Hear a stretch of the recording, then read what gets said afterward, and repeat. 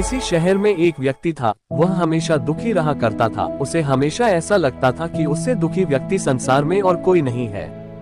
जब भी कोई उससे बात करता तो वह अपनी समस्याओं का बखान करने लगता।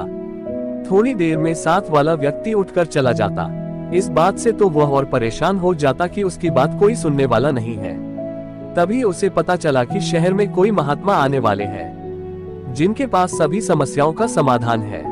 ये जानकर वह महात्मा के पास पहुंचा। उस महात्मा के साथ हमेशा एक काफिला चला करता था, जिसमें कई ऊंट भी थे। महात्मा के पास पहुंचकर उस व्यक्ति ने कहा, गुरुजी, मैंने आपका बड़ा नाम सुना है कि आप सभी समस्याओं का समाधान करते हैं। मैं बहुत दुखी व्यक्ति हूँ। मेरे इर्द गिर्द हमेशा बहुत सारी समस्याएं रहती है।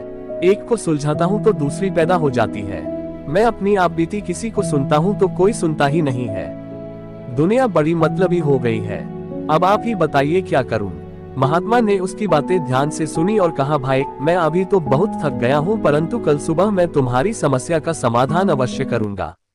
इस बीच तुम मेरा एक काम कर दो। मेरे ऊंटों की देखभाल करने वाला आदमी बीमार है। आज रात तुम इनकी देखभाल कर दो। जब सभी ऊंट बैठ जाए तब तुम सो जाना। मैं तुमसे कल सुबह बात करूंगा।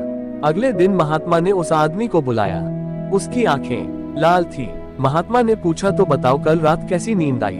व्यक्ति बोला, गुरुजी, मैं तो रात भर सोया ही नहीं। आपने कहा था जब सभी ऊंट बैठ जाए तब सो जाना, पर ऐसा नहीं हुआ। जब भी कोशिश करके एक ऊंट को बिठाता दूसरा खड़ा हो जाता।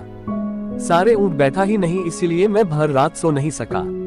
महात्मा जी ने मुस्कुराते हुए कहा, मैं जानता था कि इतने ऊंट एक साथ कभी नहीं बैठ सकता, फिर भी मैंने तुम्हें ऐसा करने को कहा। ये सुनकर व्यक्ति क्रोधित होकर बोला, महात्मा जी, मैं आपसे हल मांगने आया था, पर आपने भी मुझे परेशान कर दिया। महात्मा बोले, नहीं भाई, दरअसल ये तुम्हारे समस्या का समाधान है। संसार के किसी भी व्यक्ति की समस्या इन ऊंटों की तरह ही है। एक खत्म होगी तो दूसरी खड़ी हो जाएगी। अतः सभी समस्याओं के खत्म होने का इंतजार करोगे तो कभी भी चैन से नहीं जी पाओगे। समस्याएं तो जीवन का ही अंग है। इसे महसूस करते हुए जीवन का आनंद लो। जीवन में सहज रहने का यही एक उपाय है। दुनिया के किसी भी व्यक्ति को तुम्हारी समस्याएं सुनने में कोई दिलचस्पी नहीं है, क्योंकि उनकी भी अपनी समस्याएं हैं। महात्मा जी की बात सुनकर व्यक्ति के चेहरे पर संतोष और सहजता के भाव उमड़ पड़े, मानो उसे अपनी सभी समस्याओं से निपटने का अचूक मंत्र प्राप्त हो गया हो।